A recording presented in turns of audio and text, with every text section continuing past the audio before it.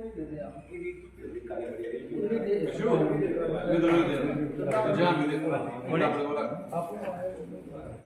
National Congress जिंदाबाद, Indian national Congress जिंदाबाद, राहुल गांधी जी जिंदाबाद। मुंडे के मुंडा लग रहा है ठीक है मुंडे मुंडा लगना है तेरी गुड्डी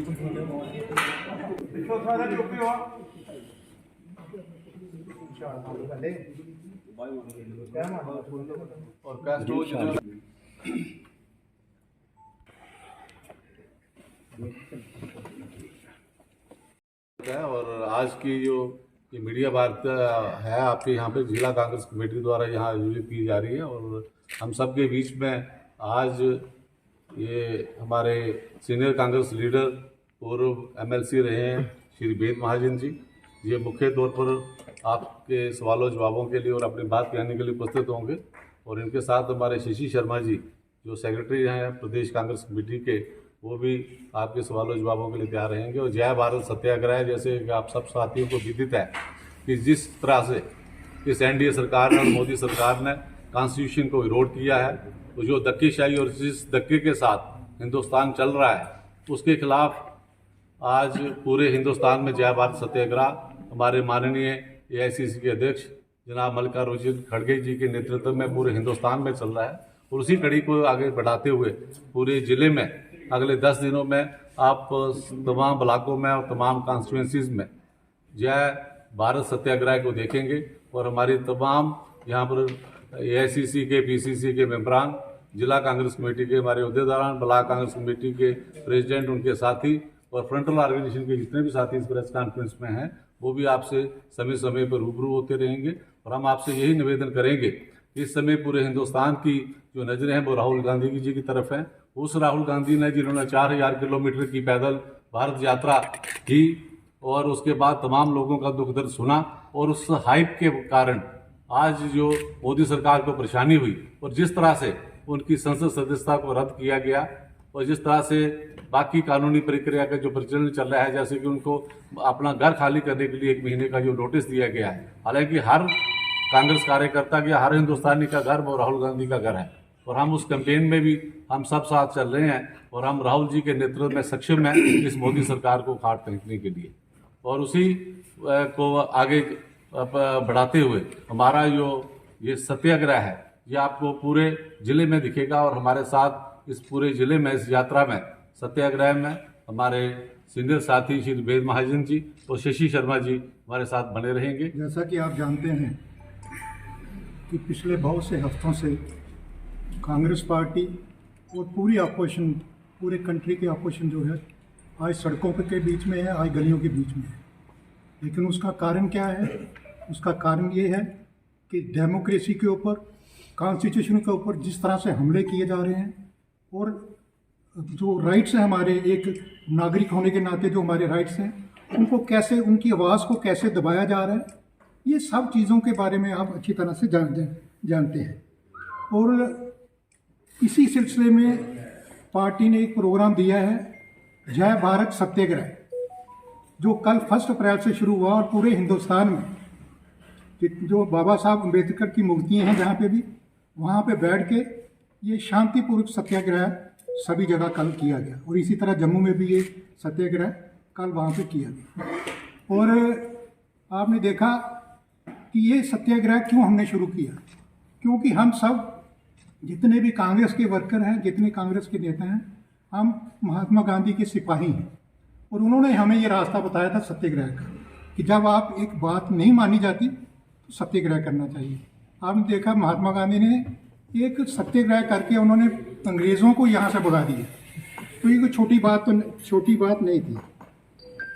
इसलिए मैं ये कहना चाहता हूँ कि ये जो सत्याग्रह हमारा, ये जो मोदी सरकार का जो डेटा पॉलिटिक्स है उसके खिलाफ ये हमारा सत्याग्रह जो है वो चल रहा है। और जो आवाज़ को दबाया जा रहा है, आपने देखा हमारे लीडर ने कर्नाटका में एक स्टेटमेंट दिया और उस स्टेटमेंट में उन्होंने कहा कि ये जो जितने भी ये 4-5 नाम उन्होंने गिनाए, ललित मोदी वगैरह, नीरज मोदी, और जितने भी 4-5 उनका ये चोर जो हैं, इनका नाम मोदी क्यों है?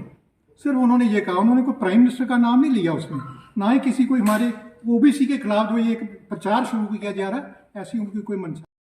उन्होंने पार्लियामेंट में मतलब राहुल गांधी को रोकने के लिए, जब राहुल गांधी ये बात कहते थे कि मोदी और अडानी में क्या रिश्ता है ये बताया जाए, और ये जो 20,000 करोड़ रुपया वहाँ पे लगा है वो किसका है? तो ये बात पूछने के लिए जब उन्होंने पार्लियामेंट में बोला तो उसका जवाब प्राइम मिनिस्टर को देना है, क्योंकि प्राइम मिनिस्टर अब उसका जवाब नहीं देना चाहते, इसलिए उन्होंने एक रास्ता बनाया, एक रास्ता चुना, एक ऐसा रास्ता चुना कि जिससे राहुल गांधी की सदस्यता, आपने देखा वो 1 महीने में केस शुरू हो गया और उसका फैसला भी उन्होंने कर दिया। कि कितनी बड़ी साजिश मतलब उन्होंने की, और फैसला जो किया कि 2 साल की सजा। देखो इसमें आप देखो कितनी बड़ी बात है कि हिस्ट्री में पहली बार हुआ है कि किसी लीडर को इस मामले में मतलब 2 साल की सजा हुई है। और आपके लिए मैं एक बात और कहना चाहता हूं कि अगर ये 2 साल से 1 दिन भी सजा कम होती तो वो निलंबित नहीं होते, वो डिस्क्वालीफाई नहीं होते पार्लियामेंट से। आप इसी से अंदाजा करिए कि ये कितनी बड़ी साजिश है। मेरे कहने का भाव है कि अगर 2 साल से 1 दिन भी कम होता तो वो डिस्क्वालीफाई नहीं हो सकते। पहले वहाँ से डिस्क्वालीफाई किया और 48 घंटे के अंदर अंदर उनको बंगला छोड़ने के लिए बोला गया, जबकि आप ये जानते हैं कि ये वो परिवार है जिसने करोड़ों रुपए की संपत्ति जो है वो देश के नाम दी उन्होंने इलाहाबाद में, तो उनको की इस चीज़ की नहीं है। लेकिन उन्होंने भी आपने देखा कि किस तरह उन्होंने कहा कि जब उनको नोटिस आया उन्होंने कहा ठीक है कोई बात नहीं, मैं बंगला खाली करूँगा। इस पर वो टस से मस नहीं हो रहे, उनका बस चलता तो शायद वो उस समय रिज़ाइन भी दे देते। लेकिन खैर ये पार्टी की बात है, वो मैं कहना नहीं चाहता, लेकिन ये ऐसी साजिशें जो है ये मोदी सरकार यहाँ पे कर रही है। और किस किस्म की लूट आप ये देखिए इन्होंने की है।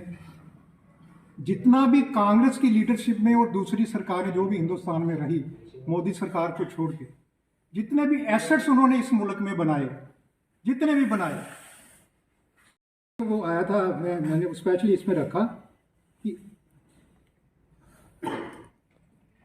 कि आरटीआई ने एक खुलासा किया है, कोई भारतीय जो इस बात का जवाब दे कि कौन से प्राइम सरकारें ऐसी रही जिसने कितनी सरकारी कंपनियां बनाई और कौन से प्रधानमंत्री ऐसे रहे जिसने एक भी नहीं बनाई। उसमें पंडित जवाहरलाल नेहरू ने 33 कंपनियां सरकारी बनाई और उसके बाद लाल बहादुर शास्त्री ने 5 कंपनियां बनाई। उसी तरह इंदिरा गांधी ने 68 कंपनियां सरकारी बनाई। इसी तरह तमाम जितने भी प्राइम मिनिस्टर रहे उन्होंने सब ने, किसी ने 14 किसी ने 15 ये बनाई। लेकिन लास्ट में जो नाम आया है मोदी सरकार का, उन्होंने 0, मतलब एक कंपनी भी सरकारी नहीं बनाई। मतलब इन्होंने तो देश के लिए कुछ बनाया नहीं। लेकिन जो इतना सरमाया, और जब से देश आज़ाद हुआ उसके बाद जो कांग्रेस सरकारें रही उन्होंने इतना कुछ इस मुल्क को बना के दिया। आज आप देखें रेलवे इन्होंने बेच दी, एयरपोर्ट सारे इन्होंने बेच दिए, मतलब हमारे पास कुछ रहा ही नहीं। अगर आज हमें मुल्क के लिए कोई देखा जाए, हमें कुछ चाहिए तो हमारे पास कुछ भी नहीं है। अपना सब कुछ इन्होंने बेच दिया और बेचा भी किसको, सारा कुछ आप हेलो इस साइड सर जो बोझा वो इसने अडानी साहब को बेच दिया। मतलब हमारा ये सीधा ये है कि क्या रिश्ता है मोदी और अडानी के बीच में, ये बताया जाए। 20,000 करोड़ रुपया जो हमने सुनने में आता है कि वो इन्हीं का लगा हुआ है उसके बीच में, जिसका ये नाम नहीं बता रहे। ये जो सुनने में बातें आती हैं वो तो यही हैं।